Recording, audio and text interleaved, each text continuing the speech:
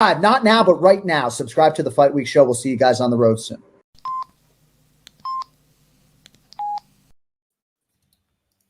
What's happening, Fight Week Show fans, Fight Week Show people? Then we're back with another episode of Dust Up Shakedown.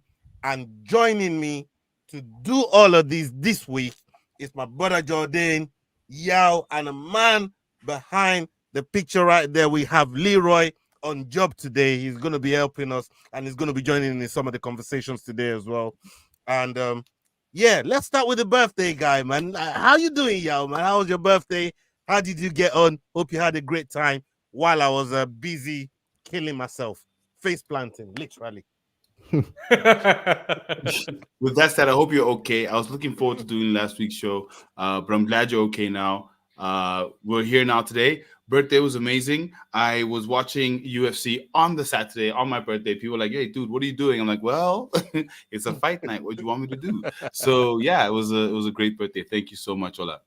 No, man, big up, man, big it's up. It's the perfect way to spend it. Hope you had a good one, man. You know what I mean? For the big 4-0 as well. Man, spend the big 4-0 watching Fight Night, man. That's not a bad card to watch as well. That was a lovely card to watch, you know what I mean? So it's just a shame that some of us didn't get round to painkillers and pain, all sorts. Anyways, Mark Dane, Yo. how you doing? How you doing, man? How you doing, my brother? Hope you're doing good, man. It's been an eventful week, but for you, how's things for you? Good, mate. Good. You know what I mean? Living that dad life, working away. But yeah, like you say, eventful week in MMA. We've got a lot of things to talk about, and looking forward to getting stuck into it with you boys. Yeah, man. Fucking. If my dog would get the fuck back in the house so I could shut this door. Leroy. Yes, sir. Let's move on swiftly from that. How you doing, my brother? You know what I mean? You good? Hope everything is nice with you. And yeah, I see you putting in bare work in the back. Salute to you. I got to hand that to you. You having a laugh? You've been putting in bare work. He's the laziest man on the show. He doesn't do shit. No, well. I am not about to sit here and say that. Trust me. Yeah, I see the work more time. How you doing, my brother? I hope you're doing good now. I'm good, man. I'm good. Like, yeah, it's Wednesday. I can't wait for Saturday. That's all. Yeah, man. Oh, I can see why people say you're lazy now. It's Wednesday. I can't wait for Saturday. You just keep out 2 days. You just keep out 2 working days, bro. As this brother just keep out 2 working days, you know. 2 fucking working days. All this dude does. I can't wait till Saturday. Yeah, I can't. Jordan, you might be onto something, man. You might be. I'm definitely onto something. All he does is turn up for watch along, sits and drinks some beers, gives us some shit, and then fucks off. Then fucks off again. You know that. You know that takes a surprising amount of work. To be honest, to be that consistent at doing fuck all takes commitment. Yeah, that's what they want to see in an Australian citizenship test. You know what I mean? Tell me about yourself. Well, I do fuck all, I drink beers, and then I fuck off. Tell everyone how they can do their job better, and then fuck off. Yeah, for real. It's a skill. Big up to everybody that's watching us live right now on all platforms. Salute to all of you, everybody that's joined us, whether you're watching live, whether you're watching on playback. Big up to all of you, man. Make sure you are hitting the like button. Make sure you're sharing the video. It gets us out to more people, so we can have more people in here, so we can grow our community and get some awareness out there. So please make sure you're hitting that like button. Make sure you're sharing the videos as well. And if you're new to the channel, subscribe to every single one on here. Well, apart from Leroy, but the Rambling Dad and kick him in the head. The Rambling Dad and kick him in the head. Make sure you're subscribing to them if you're new as well, man. Make sure you are doing that. That's your tax. That's your. I feel like Leroy's like the Harrington of the BYM pod, but for the Fight Week show. You know what I mean? He embraces that shit, man. He been embracing that shit since day dot. Since like from get go. He loves that shit, man. He don't like Harrington. He likes to be called Jamie from Joe Rogan. You know, he likes that Jamie shit. I pull that shit. Yeah, but that's what he gets up on. You know? The man in the chair. I cop the strays like Harrington. Definitely. Yeah, man, 100%. Hey, listen, we're all parents, all of us, right? We all got kids, and right here on the screen, we have Francis Ngannou announces the death of his 1-year-old son. Life is so unfair. I saw this yesterday, and you know, the love that we all have as MMA fans for Francis Ngannou, and just seeing him win at life in the recent journey that he's been on, and some of the comment that he posted yesterday in his comment. I'm going to come to you first, Yao. Some of the comment that he posted yesterday in terms of you do all these things, you go through all these trials and tribulations. The people that you're actually doing it for, they just tragically passes away. It's so sad, and from the bottom of my heart, I want to say, condolences to him, his family, his loved ones, everybody in his family that's affected by that kid passing away.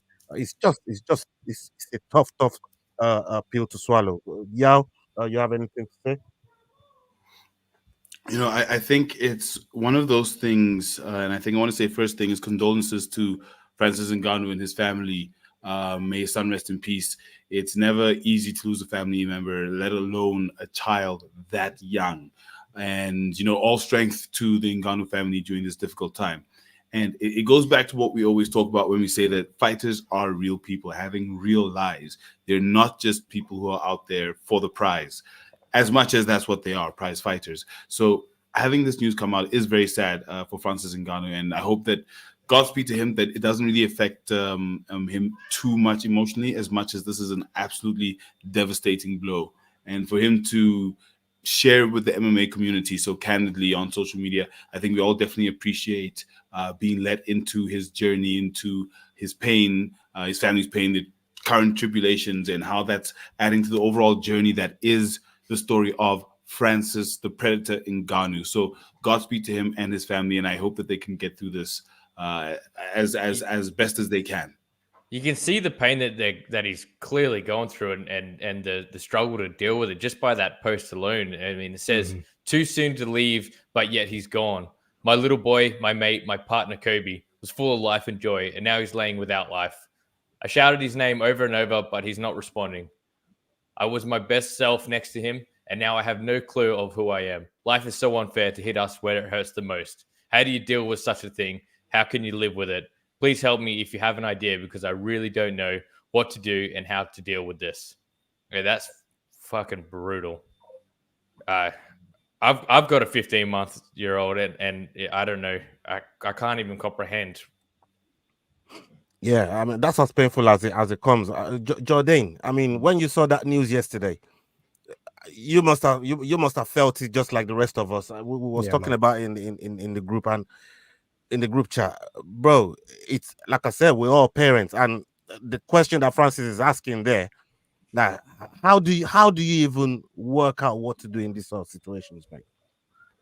You can't, mate. Yeah, I mean, it's absolutely tragic. It's devastating. Like, no, I said it on Twitter as well. I said, no man, no parent, no father should have to bury their own kid, mate. That honestly heartbreaking. I've got friends who have lost children in real life. You know what I mean? Like, that I know personally. I say in real life, this happened in real life. Like, but I mean, this was a couple of years ago that one of the recent ones lost a child, and there's no getting over it. There's no recovering from it. There's no dealing with it. You know what I mean? You just go day by day, and there's a massive piece of you missing. Like for hours after finding out that news, I was just sitting, it makes you think about your own kids, makes you think about your own future, makes you consider everything that you should be grateful for when you hear about something that's as tragic as this happening. And especially when you read that post, that I was getting goosebumps when Leroy was reading that there. You know what I mean? Just screaming his name, but not calling back. And I think, like Leroy said, he's got a kid quite close to the age himself. Obviously, my daughter's just turned 2 as well. So it's, I mean, it resonated with maybe me and him that little bit extra, just because our kids are so close in age too. Like, what if that did happen with our kids? You know what I mean? Like, it's horrible news, and there's even somebody as strong as Francis, it's going to break. You know what I mean? Like, but as I said as well, like, I'm not religious, but it comes back to that verse from like the Bible of, I mean, God gives his toughest soldiers the hardest battles, and it's heartbreaking, man. 100%. Well said, brother. It's just a tough thing to deal with. And look, it doesn't matter what age, but when they're that little, I remember, you know, Rick Ross, even and he's one of my favorite music artists, and it says he only shed tears when babies die. You know what I mean? Like, because that's where it really hurts. That's where, you know what I mean? Like, I don't even see him even getting back into any kind of competition. Not for a while. Not for a while, until further notice, I say. You know, until further notice, because something like this for somebody like Francis, because his motivation clearly was to provide for his family, was to put food on the table, and you know, to have that ripped away from him, you know, at such a young age, it's just brutal, man. I know it doesn't really change anything at all, but has anyone heard any news of the cause? No, not seen anything. I've not been looking either, to be honest with you. But it's hard to even read the headline, let alone want to read the story. I know, especially when you read his own words there, as that he was calling his name. It's like, I mean, it's what did happen. Was it a sudden thing? But again, even just reading that, I had to speed through it a little bit because it starts to make you emotional. It's like it's heavy. I remember when you know, Mohammed Usman lost his son, Kamaru Usman's brother. And you know, it took a while before we ended up finding out, you know, what really happened.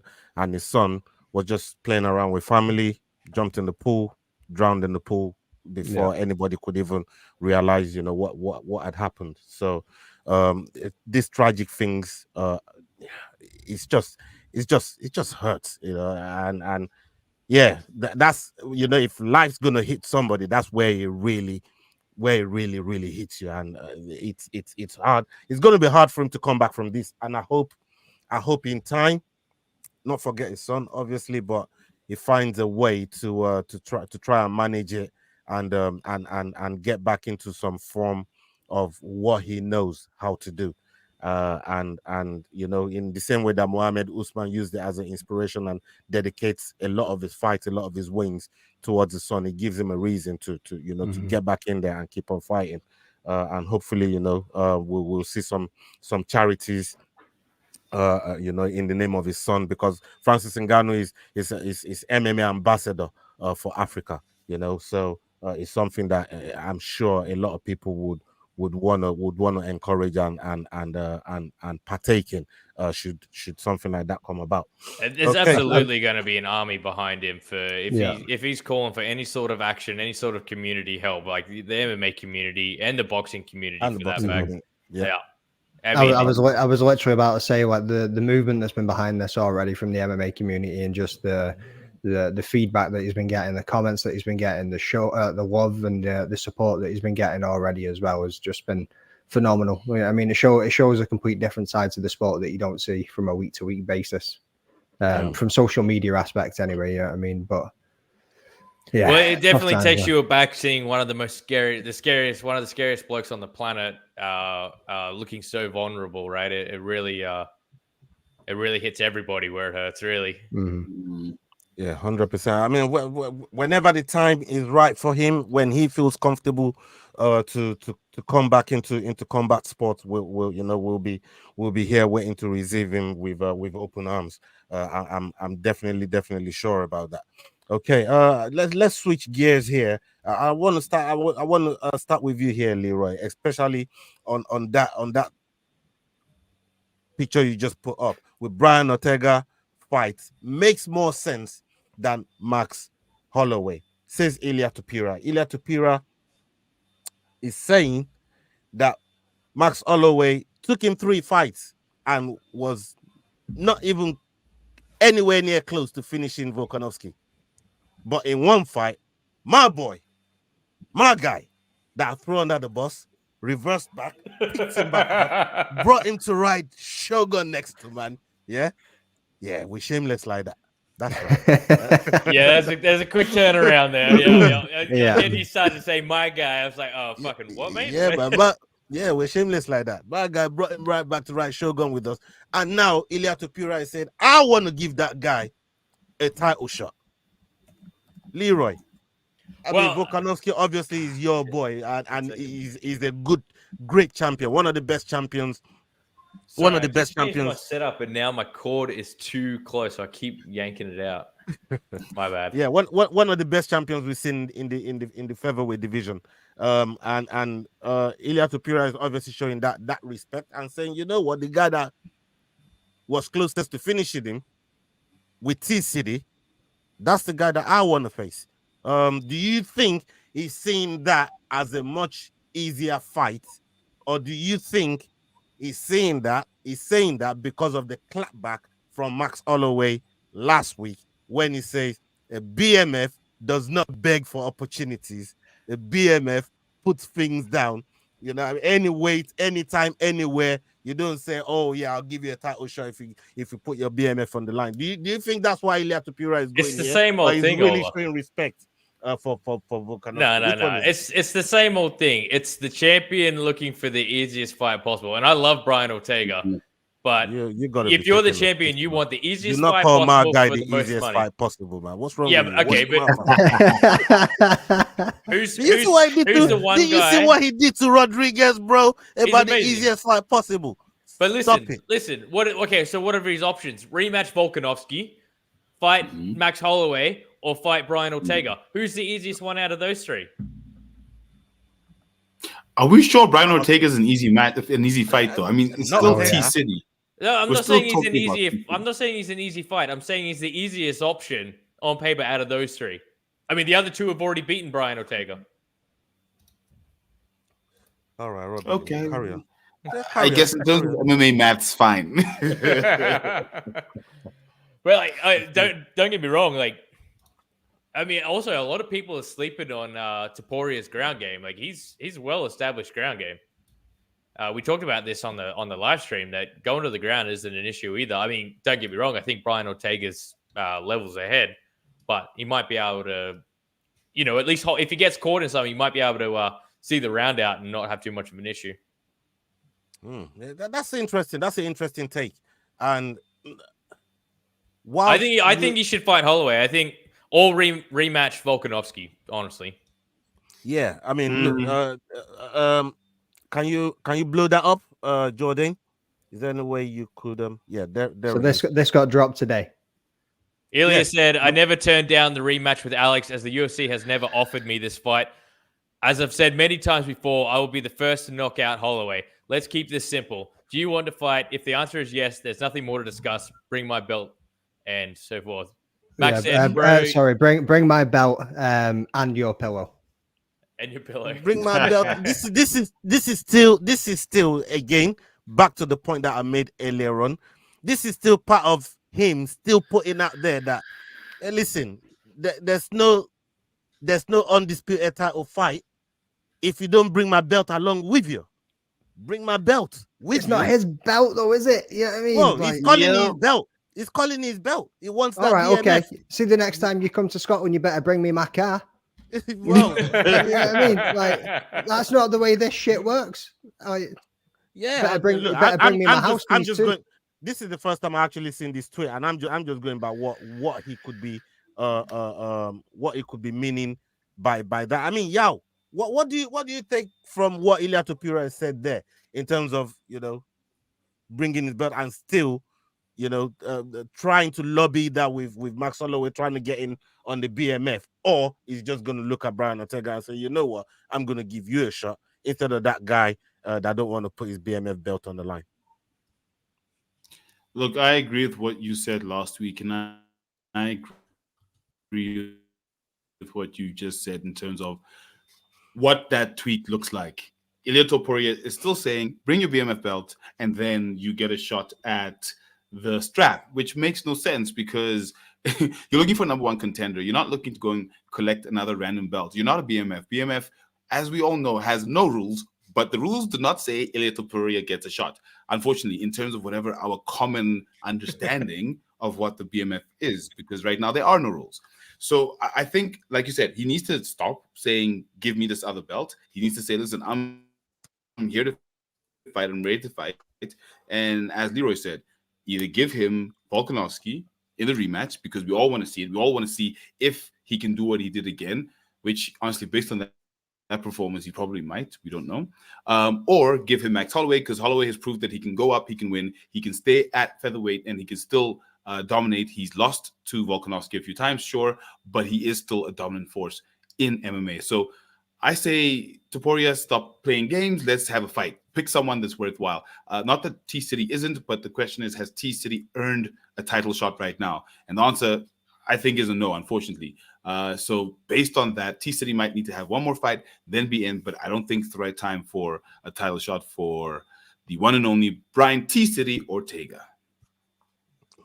I kind of disagree a little bit there. You don't beat the interim champion and in Yair Rodriguez, and then don't have a right of passage to the title, especially if the champion is willing to give you a shot. You know, that's just my thing. But is that the difference between them brother? And Austin Berry's in the house. What's up? Yo, big up Austin Berry. Salute to you, Austin Berry. Back. Big up yourself, my bro. Yeah, man. It's not true what McDane says about you, man. McDane, let me ask you this. Do you think Topuria? I feel like Topuria is going around about this the wrong way. For me, I would say go and beat Max Holloway. Beat Max Holloway so bad that he wants to put that BMF on the line just to get back at having a title shot, rather than doing it this way in terms of begging for the chance to get his hands on the BMF belt. I think he should, if he really wants that BMF belt, go and beat Holloway, and then when you beat him the first time, then the man's coming back and say, you know what, actually I'm going to put that BMF on the title. Let me get another shot at that title there. What do you think? Nah, like, that's wrong. You can't. It's wrong. No, that is completely wrong. Nah, he's not getting that BMF belt. It's not the way that it fucking works. Yeah, I mean, from even the way that this belt has been laid out. And again, I've never been the biggest advocate of the BMF belt. I thought it should have been a one and done, but here we are. And then after the Gaethje Holloway fight, I was like, yes, the fucking BMF belt's the bee's knees. But fuck, mate, no, he shouldn't be getting it. He should be fighting for the featherweight champ, and that's it. Yeah, I mean. I've even put it on Twitter. I've spoke about it before with Arnold Allen. Like, are you even the featherweight champ if you haven't had to face Max Holloway? Really? Like, you skipped a motherfucking beat to get to that. Don't get me wrong. Yes, you beat Volkanovski 100%. Laid him out flat, and what a fucking dig it was. Wasn't the same Volkanovski that faced Max either, though. Like, and again, that's just MMA maths that I'm throwing out there. But at the same time, like, nah, stand up. Ortega doesn't deserve the fight yet. Even he said himself he needs to get one more fight under the belt before he even gets another title shot. So, yeah, this motherfucker was talking about going up weight classes and down weight classes and fighting all around the world before he was even getting anywhere near Max. And now all of a sudden he's pinging out Bible verses the length of fucking, the length of a 747. And it's just like, mate, shut up. Just fight the man and see what happens. Like, yeah, that's all I want to see. Yeah. Speaking of which, you have Manel Kape basically saying, let me see Izzy in the street. I'll fuck him up too. Did y'all see this? No, I never seen that one. Yeah, bro. Yeah, I mean, he basically said, "I'm undefeated in the streets, bro." Manel Kape, look, that brother is a wild guy, man. He's a wild guy, bro. And look, he believes he can do this. You know, but he's giving you that bro talk, like. Oh yeah. Man, I fought heaps of blokes that are way bigger than me. Like, and I beat them all. Like, that's brutal. I see my little Pomeranian do that to my fucking big fucking French bulldog, man. Like, did you guys forget the size discrepancy here? Hold on, look at this. Look at the size discrepancy. Like, he believes it, man. Hey, man like Manel, man. You know what I mean? Man like Manel. Is that going to be a Netflix series? Yeah, I mean, he'd be standing in the park just barking at big dogs as they're walking by. Man like Manel, man. That shit is wild. There's no fucking way. He believes it. He believes it. Well, he can believe it all he wants. He can believe it while he's sleeping. I'm not talking about the outcome. I've not even gone anywhere near outcomes. I'm just talking about the man's belief in himself to really say, put Easy in the streets and I'll fuck him up. Like, bro, you know. Don't get me wrong. Like what you were saying before. That's self-belief at the highest. You do need to be delusional, but like, yeah. I mean. Like you've got to believe in yourself. I mean, that one's a bit insane, but when it comes back to like Ilia and Max, like I get it. Ilia's like he's the champ. He's going to have all this extra confidence now. The boy absolutely fucking punches like a truck, and he's got some wicked wrestling. He ain't going to be breaking Max's chin like he thinks he's going to be, though. You know what I mean? Exactly. Like, yeah. He survived Gaethje. Here's a good headline Yeah, for you. right. Demetrius Johnson says he could beat, I don't know, Tom Aspinall. Like, you have self-belief. Good on you. Like, it's not happening. In no world does that happen. In a BJJ fight? This is DJ we're talking about. What, is bro. it That one- You've seen this brother wrestle with a fucking Even big mega in dude, right? BJJ, still doesn't matter. Yeah, true. It doesn't matter. Fucking G. Yeah, I don't know if even if you could, like, it's hard to say, especially with somebody like Tom that's so good, so vast, extensive knowledge in BJJ as well. Yeah, that's a tough one. Izzy would be sitting in the room next to them, punch him in the face. The range discrepancy there. There's just no fucking chance. Nah, it's crazy. It's crazy, man. It's crazy. Big up M. Salute to you. Thank you for joining us this evening. And Osterberry says here, Max is 10-7. 10-7 Ilia in this two, 10-7 Ilia in these two exchanges. I mean, Max is good when it comes to this fucking crazy stuff, man. Like fucking that's Max's world. And we have to remember Ilia only just starting to learn to speak English properly, but so he can't go bar for bar. You know what I mean? On the point on that, right? So he does with Max. He does speak pretty good English so far, but so obviously there's that clip when Max knocked out Gaethje, and you got Topuria at the side, and he's like looking shook. Yeah, looking like, was he shocked, or did he just not understand what this motherfucker was saying when he was on the mic? Because it was on the mic when he was kind of just like, what's everybody cheering for? Like, what the fuck are these guys saying? Or was that motherfucker shook? It's a two-way street on this. That's a good point. Yeah, that's fair. No, for real. We have a next topic here on the docket, and I want to come to. I'm actually going to stick with McDane on this one. Bobby Knuckles, he says he's not afraid of your boy Khamzat. Yeah, that boy got 20 pounds taken out of my pocket, man. Right. You know what I mean? I'm still hating on that. Hopefully, Bobby Knuckles comes back and does something against this guy here. But he says he's not afraid of Khamzat's grappling, and he can wrestle with the best of them. We've seen him go 10 rounds, even though there weren't much wrestling there with Yoel Romero. Yoel Romero is someone that a lot of MMA communities still regard as a very good wrestler, even though he doesn't use it as you know, as much as he really should use it. But what's your take on Whittaker saying he's not afraid of Khamzat's grappling? Should he be? Because Khamzat at 185, obviously we haven't seen his cardio going into 5 rounds, but Khamzat in the first 3 rounds, it looks like he can take care of himself, especially in the grappling, to ragdoll somebody like Usman the way he did. In that first exchanges. Please talk to us. 100%. Khamzat in the first round is very, very dangerous. Can the Reaper survive that intensity? Yes. And then when we get into the second round, the third round, the fourth round, and we're seeing Khamzat gas like a motherfucker, that's when the Reaper's going to turn it up again, man. He's going to take a soul. You know what I mean? He's just going to start like point jabbing his face off. He's going to be working from the outside. Like, you know what I mean? Bobby Knuckles is going to That's why you refuse. That's why you refuse that double or quit. That's why I ain't putting a bet on this one, bitch. That's because why you know I refuse was that going double for or the quit. Reaper on this one. You know what I mean? Like, so yeah, I can understand why he's not scared of him. And don't get me wrong, like saying not scared of him, like I think all of these men have some fear when they're walking in there. Who fucking wouldn't? You know what I mean? Like you're going in there against somebody that's training to kill you and you're training to kill them. You're gonna have some level of fear walking in there. But I think he knows if he can get through that first round, then the fight's his. And that's the most dangerous round for him. You know what Whittaker's gonna do, yeah? It's exactly what Yah would say. Kick him in the head! He's absolutely gonna flog the shit out of Khamzat. I don't think it's gonna be close at all. That's not based at all. Hey, yo, is this the Aussie in Leroy talking, or is it disrespecting? I was this motherfucker drunk. You know what I mean? Look, based on the Reaper's last fight where he got kicked in the head by Paulo Costa, I'm not so sure about that.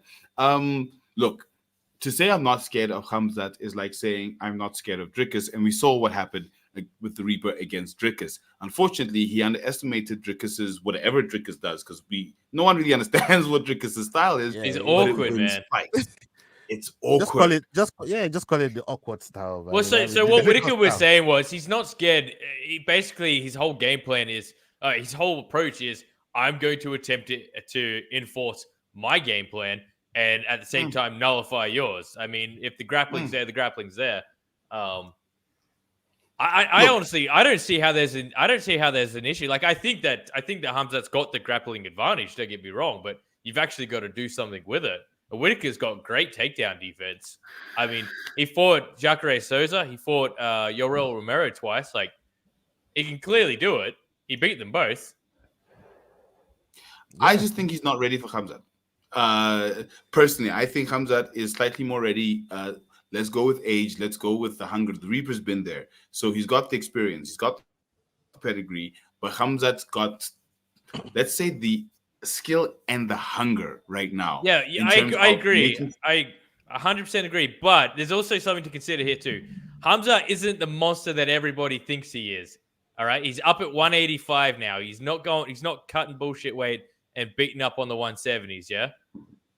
So no one's scared. Yes. No one's getting intimidated with just pure strength. You see how Leroy got chest and how he's talking crazy when it comes to these Australians. I said something about Volkanovski earlier on, and he was quick to rubbish Brian Ortega. Now look how quick he's rubbishing Khamzat. You know, like any other fighter, you will not hear Leroy. Who does that sound like when it comes? Who does that sound like when it comes to Nigerians? Huh? Wait, who does that sound like when it comes to the? You say one bad word about a Nigerian man, and this dude's going to be at your front door knocking on it within about 5 minutes. That's about Sadiq Yusuf, Jordan. Bailiffs as well, man. Yeah, me and Sadiq have just ironed shit out. We are now best friends. You know what I mean, best fucking friends forever. Like, thanks to me, right? Yeah, how did that actually, McDane? How did that actually? I don't know. So I seen a comment, and I was like, how the fuck is that like blocked out? Why can't I see it? So I clicked on it. I was like, bro, that's Sadiq Yusuf. I was like, what the fuck? I was like, why has this man blocked me? Like, I like his content. Like, as I said, even in the prediction show, like, I like his style. He's got incredible fight IQ. Like, he's a fantastic fighter. He just had a couple of like unlucky performances. You know what I mean? But I enjoy watching him fight, and like I say, I like his content. The videos that he puts out are funny. Like, the tweets that he puts out is funny. His Substack's funny. Like, everything that he does, I enjoy. And I was actually gutted when I was like, "What the fuck did I do to offend this man, to piss this man off, to deserve getting fucking blocked?"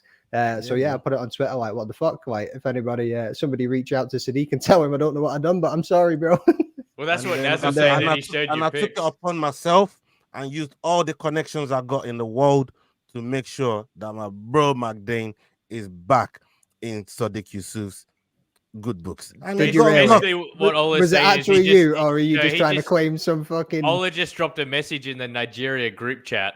Yeah, come on, bro. This one's from Nigeria, brother. You know what I mean? Like, mate. No, that shit got nothing to do. If you had anything to do with me, man, it will block you for fucking life, mate. You won't be fucking getting unblocked, bro. I know, yeah, you won't be getting unblocked. I mean, if you had anything to do with you'd be getting blocked on YouTube too. Like, I was like, fuck. Oh, and guys, man, whatever you're watching this on, whether it's bro. Twitter, Twitch, YouTube, smash the like button, smash the subs for both Fight Week Show and for Rambling Dad. And don't forget, I'll kick him in the head. Yeah, man. Make sure you do that. So now I just need to get Sadiq on the podcast and actually be like, right, what was the crack, mate? What did I do? Yeah, I mean, no. Don't go that road. Go down the other road and like try and start some more shit. Yeah, get some clips out there. Yeah. Nah, yeah, man. I mean, the tweet turned into a bunch of dudes hating on fighters, and I'm like, what's all this about, man? This was not the intention of the tweet, but it's it's dying down now, so it's quiet enough. Fucked up. Salute to Tayyib Hussein. Salute to you, my bro. Salam alaikum wa rahmatullahi wa barakatuh, my brother. Hope you're doing well. Big up yourself. I see Naz in the chat there as well. Captain Motion, big up yourself. Cardio Geo as well. Mr. Nice Guy. Thank you very much for joining us. Big up everybody. Big up, Mr. Nice in Guy. the cut. Mr. Nice Guy, what's happening, brother? Yeah, man. Big up The everybody. man with some of the sickest fight cards you'll see on Twitter. Yeah. I'm genuinely envious of what he makes. It's man, 100%. Big up, Mr. Nice Guy. Nice Guy. And before we get on to that next topic that we got coming up, the Rambling Dad dropped a video today, people. If you haven't seen it, please make sure you're going onto his page. Make sure you're heading down to after this video. Make sure you're going down to the Rambling Dad podcast channel and checking out the latest video that dropped today. Yeah, and there's big gems in there for you lot. This is just me and my bro Magdane chopping it up about the life in the space and how everything came about. So make sure you go over there, check it out, and show it some love, people. Where did you put it? Of the Fight Week show. We're here, we're working, we're always busy. That's it. And unfortunately, we actually fucking paid you some respect too, you Australian. I may or may not have seen it when You've it was recorded. I waited on that coming out of the bag for the next time I give you shit. You're just like, bro, I thought you thought me about this. Like, how's this? How's it turned? Yeah, how's the tables turned?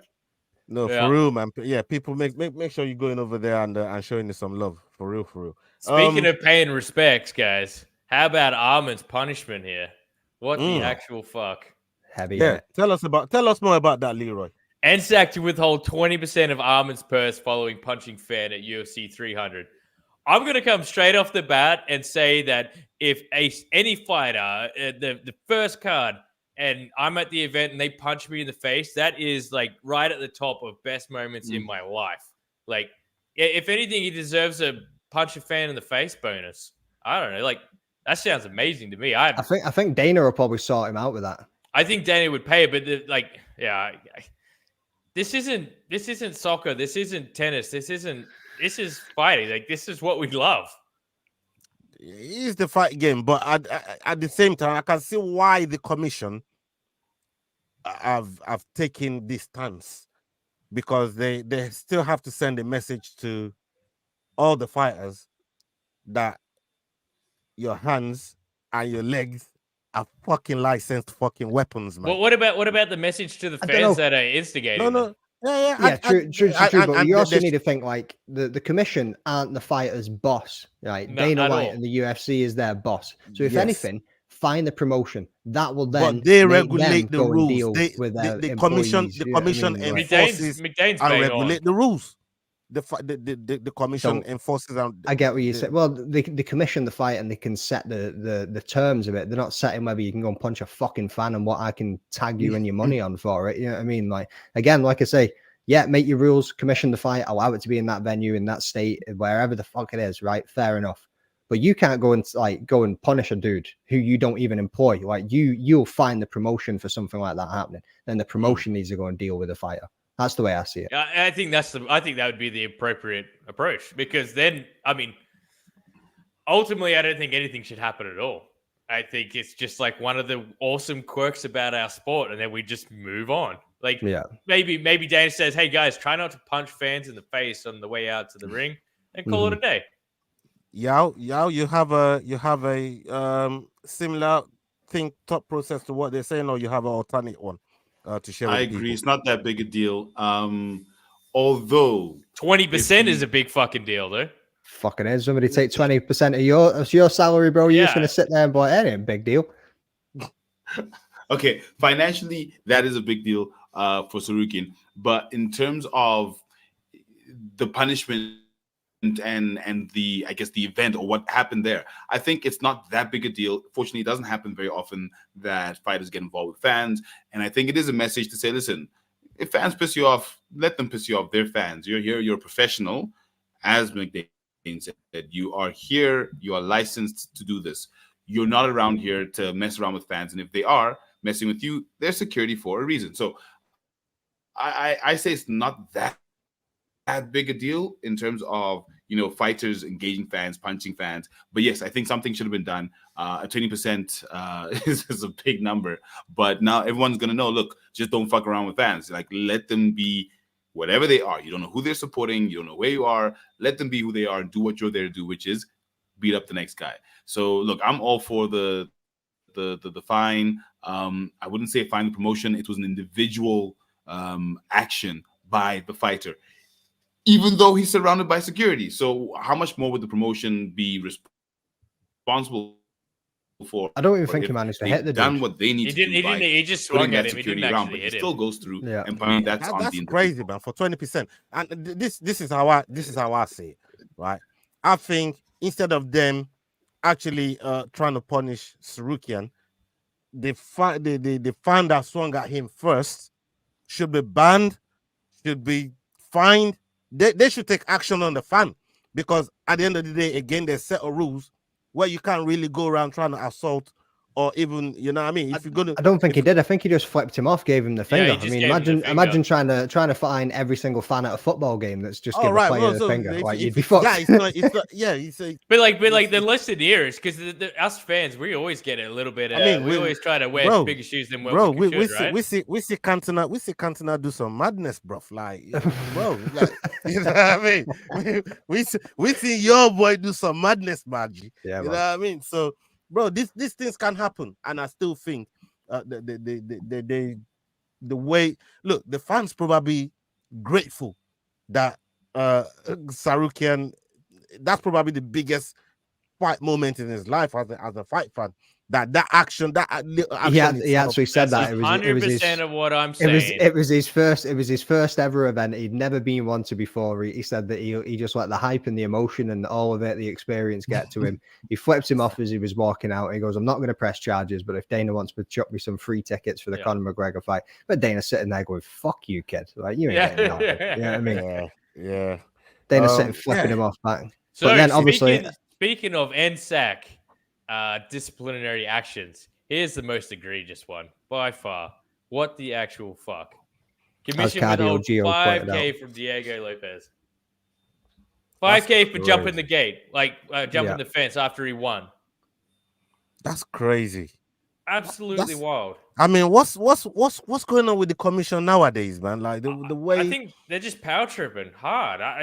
No, on this one, different states have different rules against cage hopping, and for reasons like what happened between Khabib and McGregor, and other reasons, like you might have a fighter who has done something or had something illegal, jumps over, lets it go, comes back in. So they do have very specific rules in different states against either going over the cage or onto the cage or out of the cage after the fight before the the result has been announced. So you're suggesting that possibly one of the reasons is if they had something in their glove, for example. What was the cut man doing before they walked into the cage?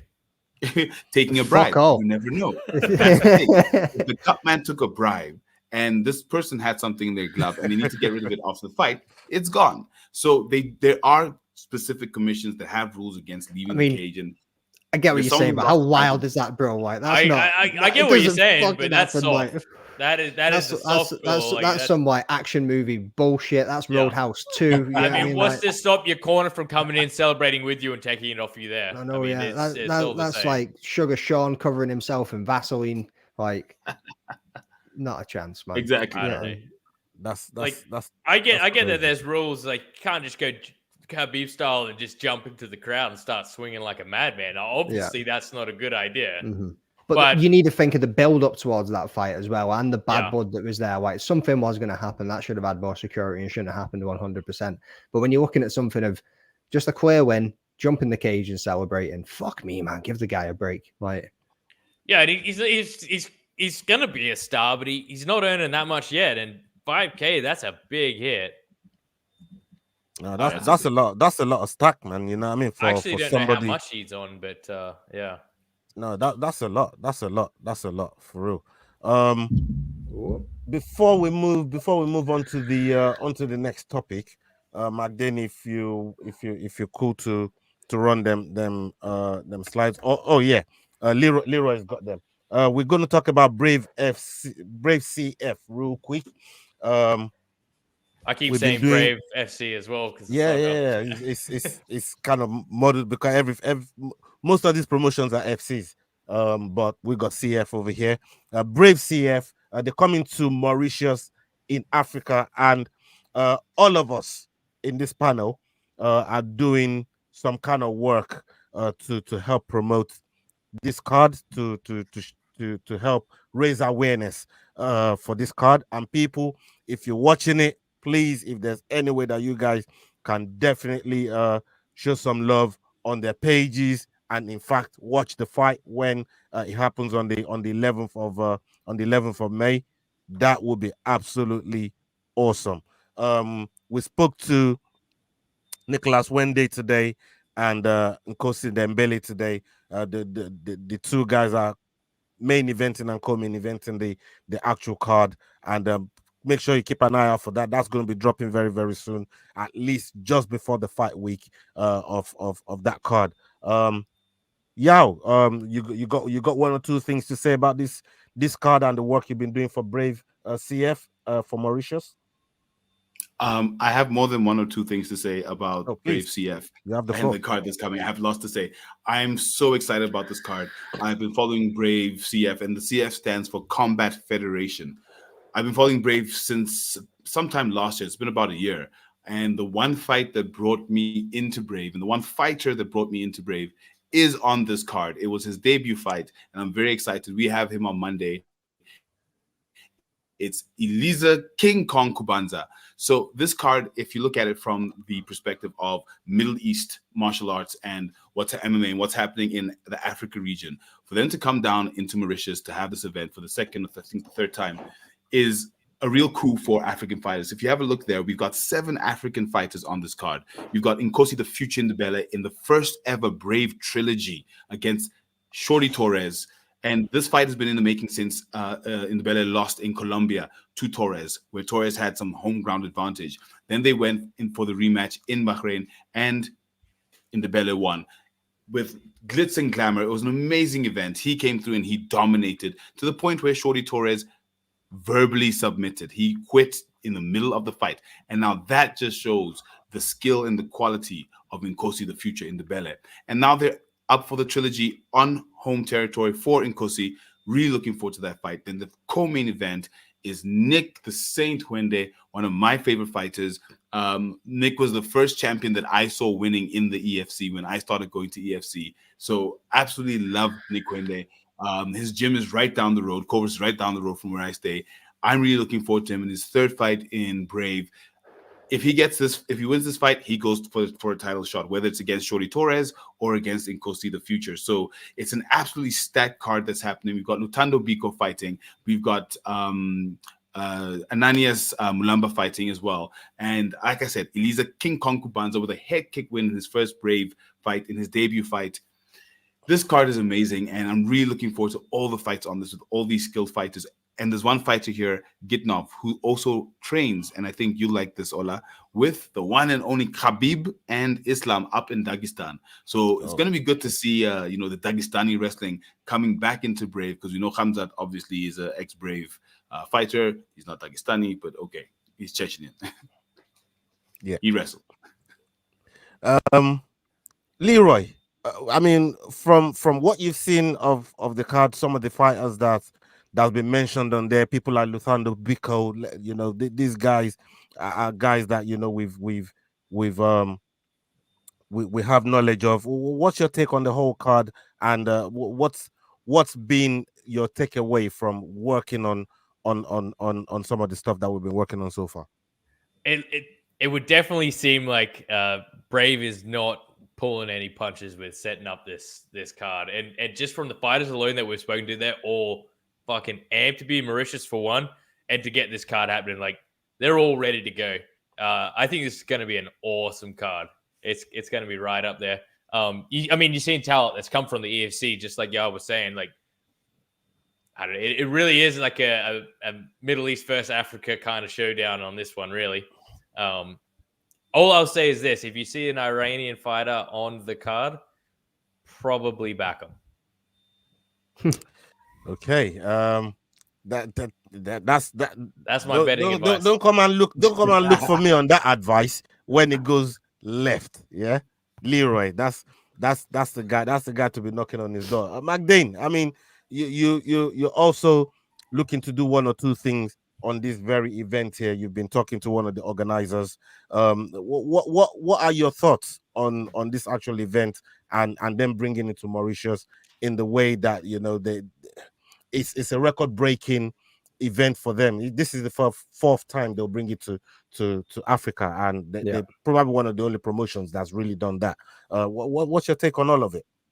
Mate, like the boys were saying, I mean, looks like an absolute stat card. I'm not going to sit here and pretend like I know everything about Brave. I've probably tuned into a couple of cards so far, but this one looks unbelievable. And to be getting a trilogy that's now going across 3 different continents, yeah, I mean, it's like it's screaming glory. Like you say, the guys in there are absolutely like ready. Every single one of them are solid, and I can't wait to start speaking to some of these guys, sit down and watch the fights and see how it goes, and listen to some of the stories of these killers once I had to get to speak to them. I'm just trying to line up a couple of interviews with them, and we potentially might have a digital press conference to sit down and speak to some of them too, which will be awesome. But yeah, overall, card looks stacked, and like you say, bringing it to Africa again, the laying some foundations down there, just like the EFC are in Africa, for other promotions to come over in the future, like the UFC, now that they have DDP at the helm. Yeah. And just 100%. a little tidbit for you: the average age of the fighters is 28, so they're not new to the game, but they're not past the prime, right? They're going to be firing on all cylinders, swinging from top to bottom. 100%. So people, if you just cutting your teeth in MMA, these promotions are the promotions you need to look for. These are the promotions that you really need to go and watch. Some of these up and coming fighters as well. And we put together a really good product as well. Like you're not losing out on anything. 100%. You get to know these fighters before they even before they make a big name for themselves before they become middleweight champion of the world. You know what I mean, in the UFC and stuff like that. So you know, these are some of the fighters that you need to get to know, and these guys are bloody good. They are about that life, every single one of them, and they bring it, and it's not going to be no different when it comes to this card from Brave. Let's move on to the next topic. Justin Gaethje, still 1 win away from the Islam fight. As spoken by Daniel Cormier says a lot of things. He says a lot of wild shit. Boy, I threw him under the bus against Max Holloway. In fact, I'm the only one to do so, and I was right. You're on the money. Listen, just before we get too far away from this, on the Richter scale of fucking stupid shit that Daniel Cormier says, where does this fall? This is pretty reasonable from Daniel Cormier. I put it right in the middle. I was going to give you a 5. It's not too wild. It's wild if you don't add that Daniel Cormier said it. For me, I'm only giving a 5 because of the biasness that I have towards Justin. I don't know about you guys and what you think. I have a certain biasness towards Justin. You know what I mean? With the stable dominance MMA, Ali Abdulaziz trains with us. Like there's so many things, and not to talk about his fighting style that's always explosive, regardless of what you get from Justin Gaethje, win, lose or draw, you're gonna get an exciting fight out of him. So for those reasons is why I'm giving that biasness. But I don't know what Jordan and Yao thinks about it. Let's go to Jordan first. Yeah, so I don't know if you remember me saying before. I'm sure Dana said in that press conference of UFC 299 when they brought Holloway and Gaethje on that regardless of what happens in this fight, Gaethje's next for Islam. But it was always like, I think at that stage they weren't expecting Islam to be back until like September or something. Anyway, they thought he was going to be back much later. I don't think they expected Gaethje to get knocked the fuck out by Max Holloway in such fashion that he did, that he would probably need like a 6-month layoff to see where he was at, maybe a little bit more time than that.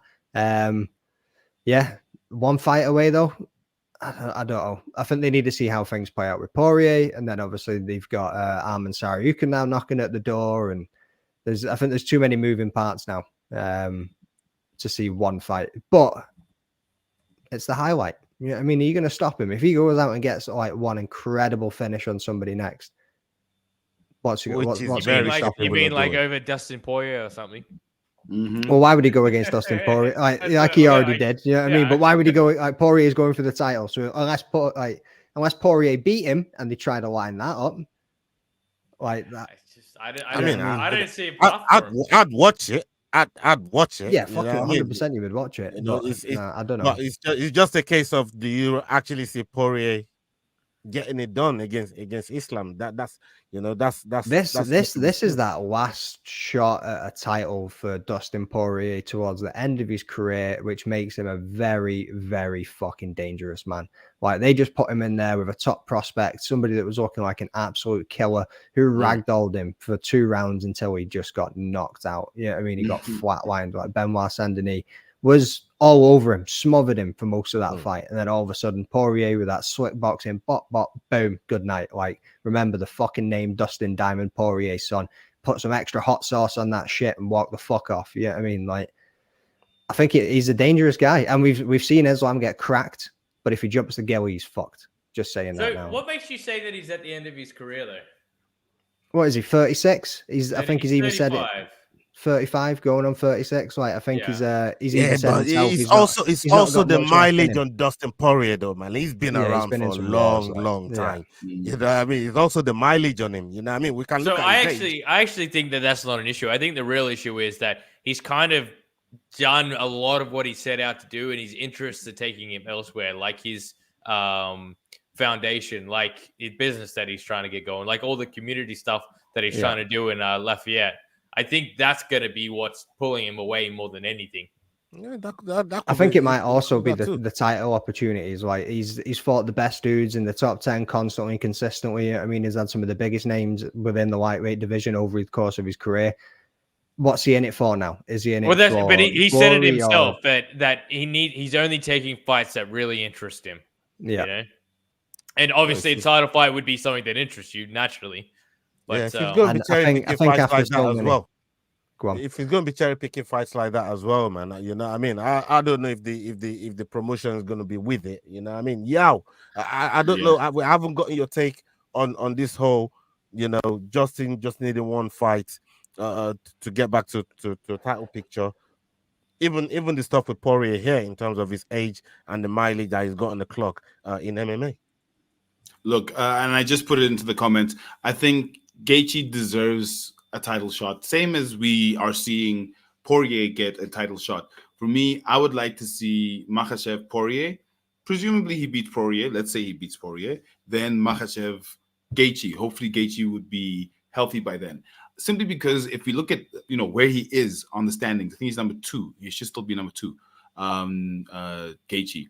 And if we look at the work he's put in and who he's beaten and the fact that, sure, he lost to Max Holloway, but I think he definitely should get the title shot after the Islam-Poirier fight. However, if Poirier wins, do we want to see him go up against do we want to see the trilogy between Gaethje and Poirier? The Justin fight again? I don't know. So I think I want to see him fight for the title.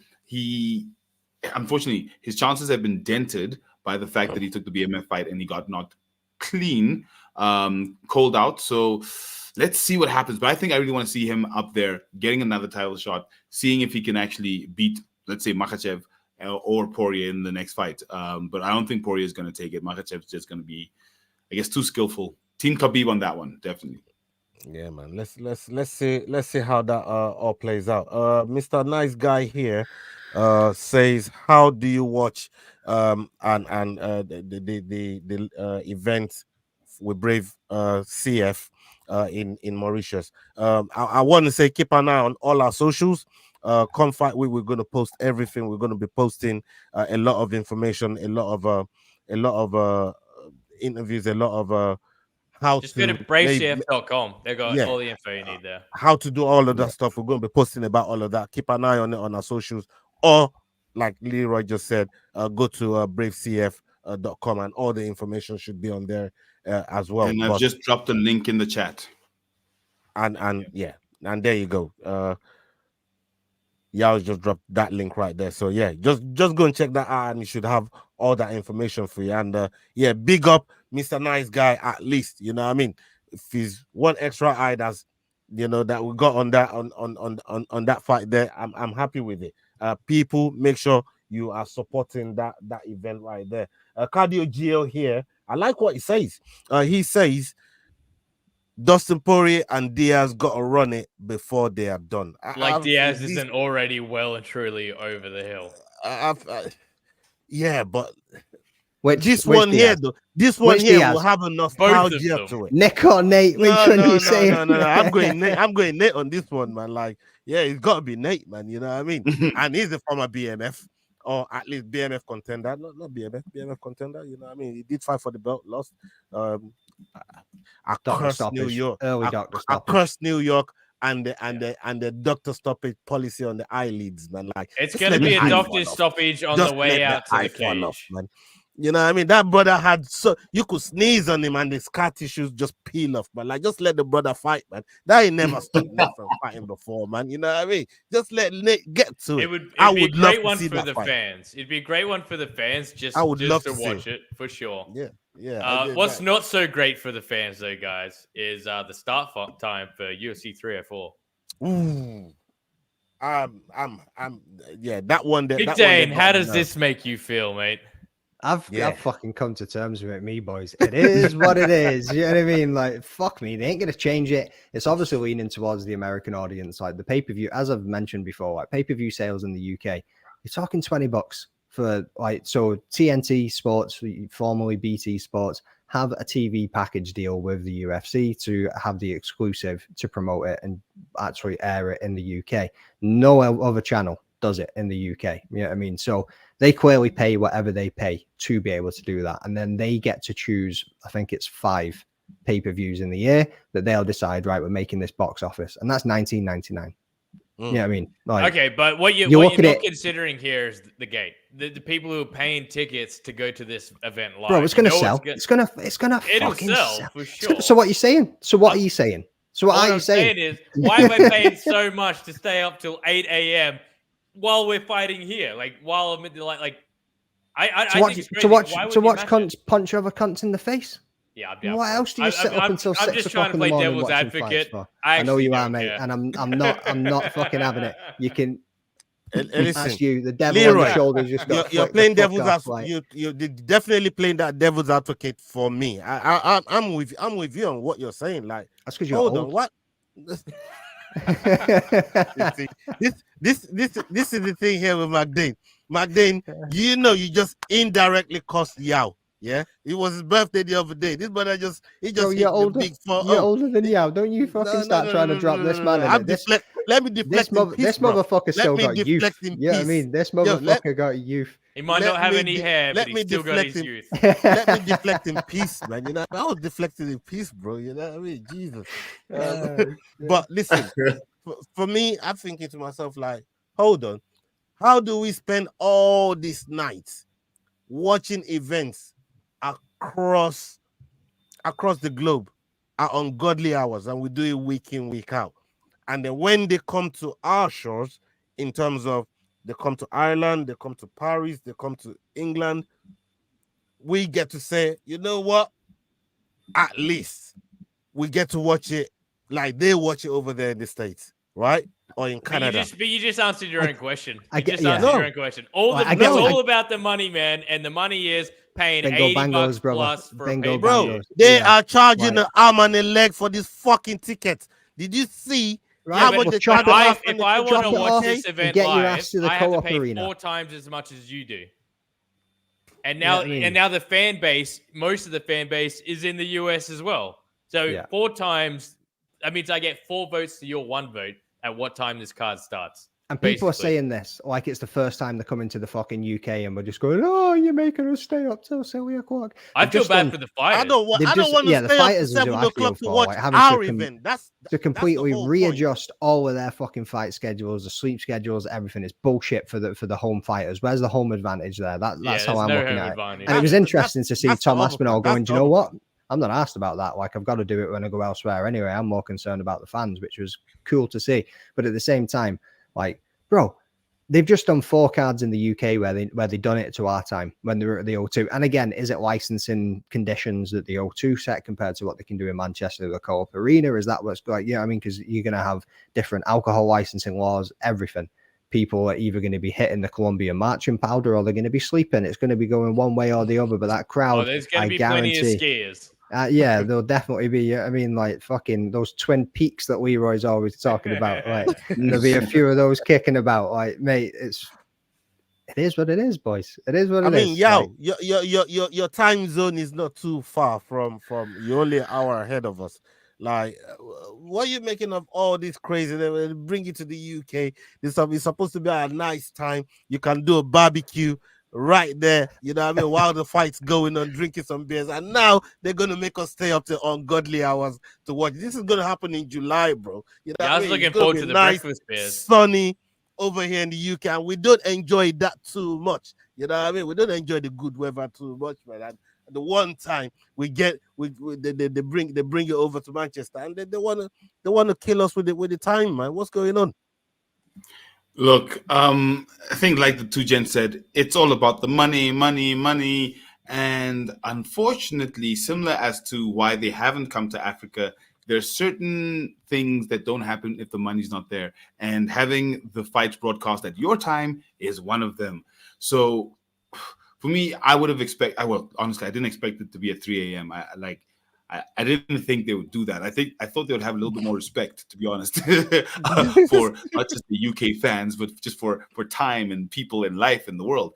But they have put it at 3 a.m. in the UK, which means fans are traveling to the arena at what time? 2 a.m. Oh, okay, well, where fans will do it, it means less traffic. Great. Prelims start at 11 p.m. So all I'm going to say is have your fucking ass in your seat by 10:30 and get a nap if that's what you need to do. You know what I mean? Sleep that shit out. Wake up for the main card. That's my strategy, you know. Exactly. That's my strategy, man. Or we'll be walking out there like somebody just fucking punched him in the chin. So long as you don't try and sleep while you're standing up again, mate. Yeah, mate. Timber. In all honesty, I think as much as we're complaining about the time, you guys are still blessed to have it coming to you guys. We're still over here hungry, desperate, dying for UFC Africa, which is still not happening. So look, kudos, at least it's happening. And it's not even in London, it's in Manchester. So that's a very, very exciting place to be. So yeah, I'm hoping that despite the time, despite this ridiculous 11 p.m. early prelim start time, Jordan, I'll see you early prelim gang. MMA Twitter, yes. But I'll fucking do that, bro. you two, you're all of us, of course. So to see it happening in Manchester is great. The time's unfortunate, so I guess just sleep early, wake up early, sleep the day before. I don't know, do whatever you need to do, drink coffee, whatever you need to do it. But definitely 3 a.m. main card. I was thinking the same thing, Leroy. I just didn't know what to say. I wouldn't know, but I missed it. I completely missed it. But one thing that we do need to actually think of a positive out of this one is if they're going to be doing this, right, you need to think about the type of card that they're probably planning on making. Like normally we get a lot of UK fighters, a lot of European fighters, and yeah, great. You know what I mean? Promoting them, they can bring the families, they can bring the friends, they can build it up and they can promote it really well, like with the European fans. But how many times, and I think somebody else said this, I can't remember whose podcast it was I was listening to, but how many times do we sit up every single weekend until stupid o'clock in the morning and watch these international superstars or these international fighters that we would love to go and see and never witness them for whatever reason, whether it's tax purposes or whether it's the travel and the adjustments or whatever it is. I think this is going to be one of those cards where we're going to see more international fighters on UK soil than we've ever seen before. And it's probably just going to be a handful of UK or European fighters on the card. And that is what's probably going to drag more people off the couch into that arena and to be buying a ticket. I think you're pretty spot on there. 100%. It's got to be. It's got to be. Like I think that's the only way they're going to be able to sell this for people to actually want to go and experience it at that time. It's probably the first time you've ever said something that wasn't fucking retarded, mate. Good job. That's fair enough, mate. That's fair enough. You can't say that, bro. It's 2024. What did I say? This Aussie guys, man, like fucking The wild, bro. The wild. You know what I mean? What did I say? Flies that. Bro, don't say it again. That's Damn it. let's leave it You there. just got cancelled, son. How about You know what I that? mean? Woke let's culture just took your ass on the stream, and there's No. nothing he can do about it. I'm all right with that. Let's leave it there. I got one more topic that I want to touch on before we're out of here. This topic is mine. I'm just gonna pull this one out, and I want to go around the table and get your opinion on this. I'm going to start with Leroy on this one. Yes, Joe I Rogan... think Jake Paul beats Mike Tyson. I think everyone. Joe Rogan was having a conversation with Max Holloway, and you know this popped up in their conversation about him, you know, demanding for rule change around grounded opponents. I feel if they're grounded, you should still be able to kick them in the head. And I know what Yao's response is going to be there, but we're going to come to you last on this one, Yao, man. But man said you should still be able to kick them in the head, even when they're grounded. And we've seen this happen in some high stakes fights, right? So what's your take on what Joe Rogan is saying there? Do you back the rule change or do you oppose it? You should 100% be allowed to hit a ground opponent with anything that'd be fine to hit them standing up. And it's exact same as that 12-6 elbow. That's a bullshit rule. Like, if you're going to let yourself get clopped one like that, then so be it. Now, what I don't agree with is that being a part of the rule book and then people cheating like Jan did to Aljamain. Like if it's a part of the rule book, you both have to agree to the rules. That's the terms of engagement. But I think it's a stupid rule and it should be thrown out.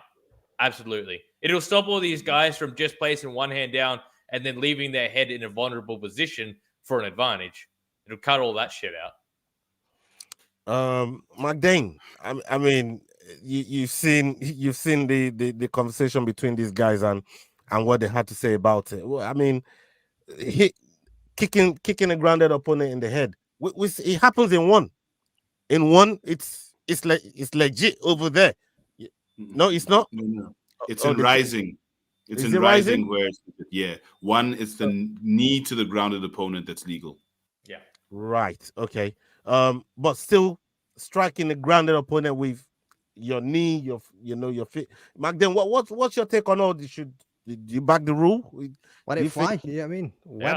If I'm allowed to kick you in the body while you're on the floor, why can't I kick you in the head while you're on the floor? I can kick you in the head whilst I'm standing up, but not whilst you're on the ground. How does that make fucking sense? I mean, like I can elbow you as long as I come at an angle, but I can't go up and down the way. Like fuck me, right? Jesus Christ, the fighting. Like, what do you expect?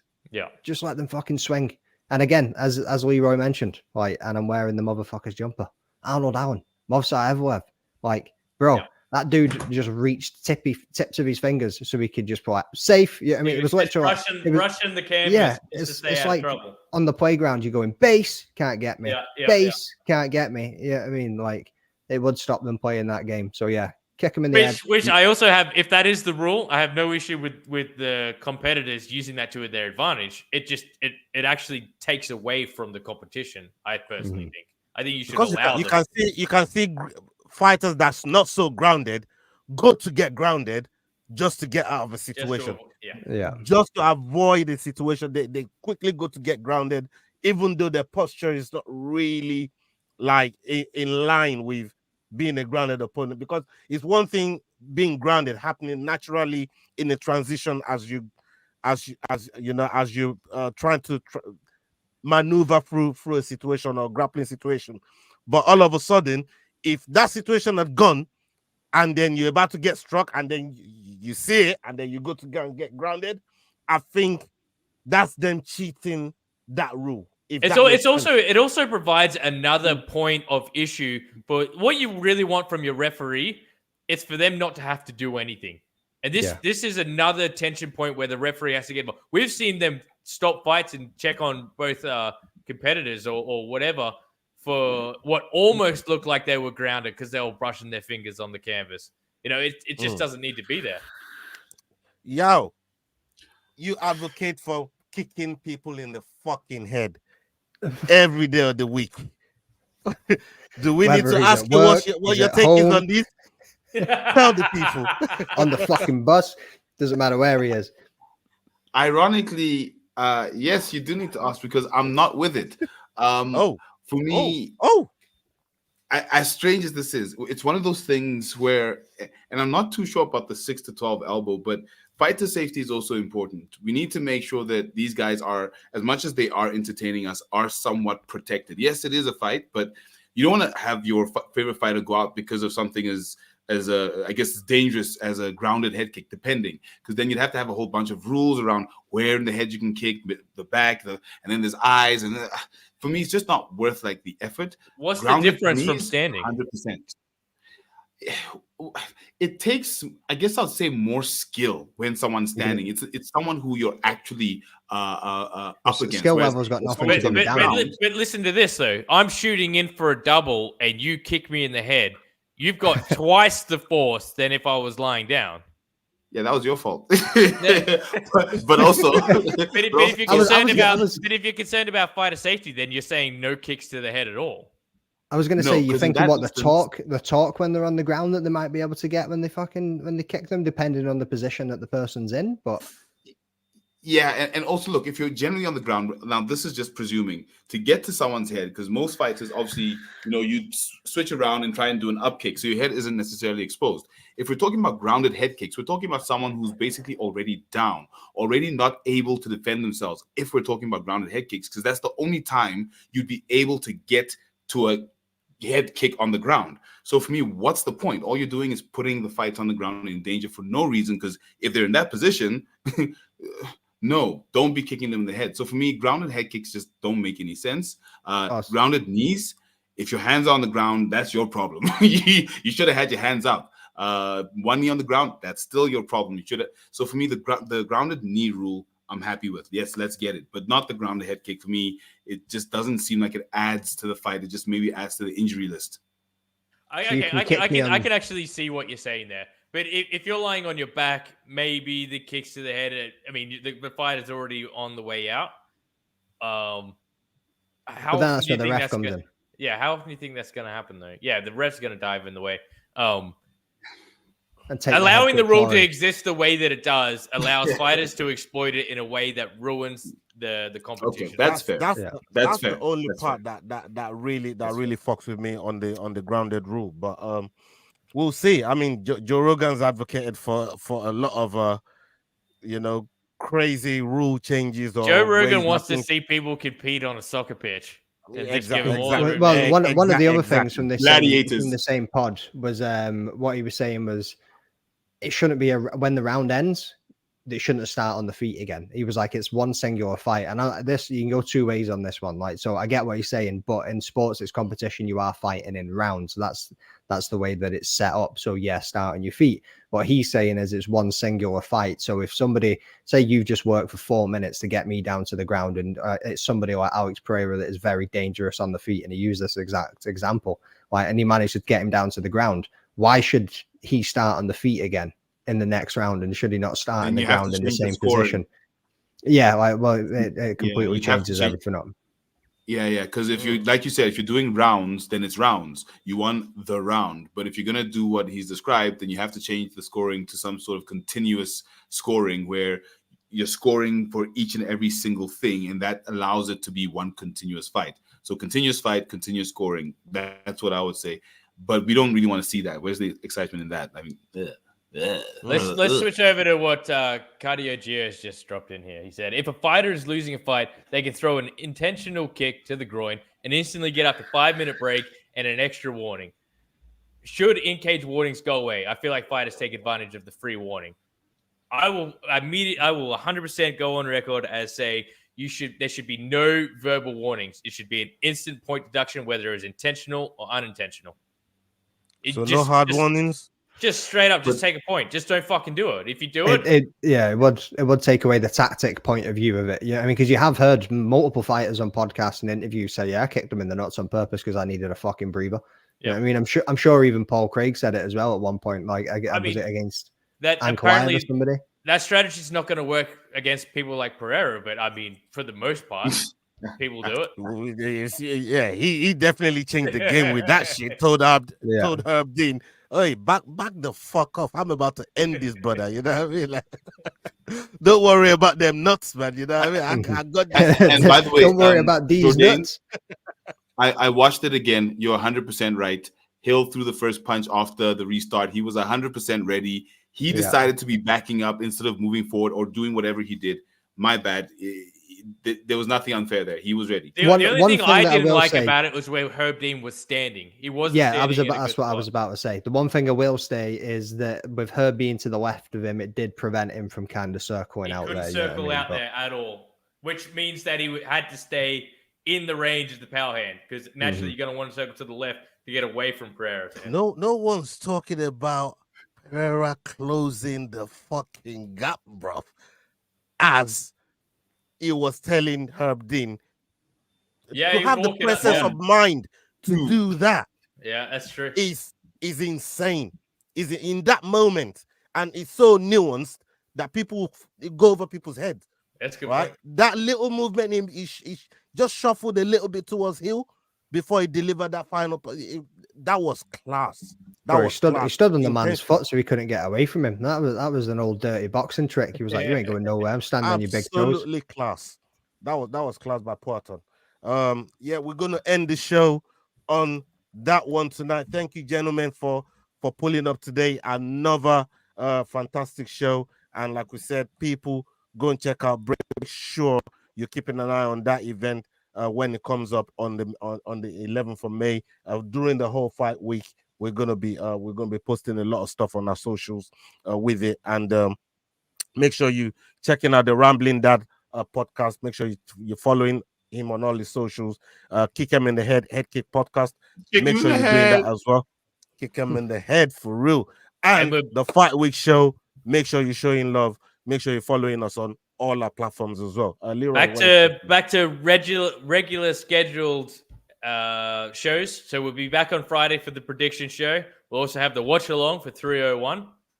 Yep. What else we got going? We're going to drop some interviews. Yeah, we've got interviews lined up that we're going to be dropping. And just keep on. We got promo that we're going to be dropping as well for Brave CF for this event as well. So make sure you're keeping an eye on all across our socials. We're going to be busy. We're going to be busy, and we're going to be back next Wednesday with another Dust Up Shakedown where we're going to be talking about the fallout of 301 when Australia got a new champion. And what MMA news is out there. So I'm surprised we've not even spoke about 301, but hey, especially with the Aussie on the panel. But 13 is coming up next week as well. Yeah. Adrian Sanchez done. No, we're that's coming up next week, innit? You know what I mean? We'll hopefully, we'll have chance to talk about that one on Wednesday because that fight is going to be on Thursday, innit? You know what, gents? Maybe when we have some time, hop on my platform. Let's do it on mine. Oh yeah, we could do on your thing, actually. Yeah. Why not? Why not? Yeah, we'll set that up. I'll just give you guys the time. I can get you over there if you want. No problem. Yeah, easy money.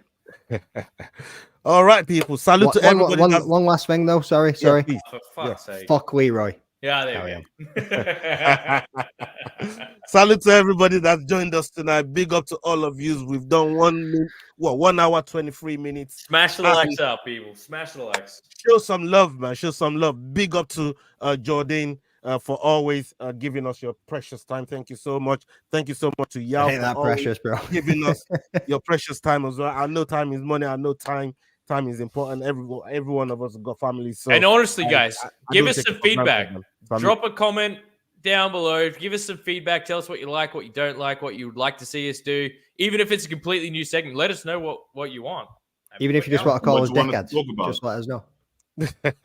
Put a little fuck Leroy in the chat if you mean it. Say it with your chest. If we can run that up, that'd be awesome.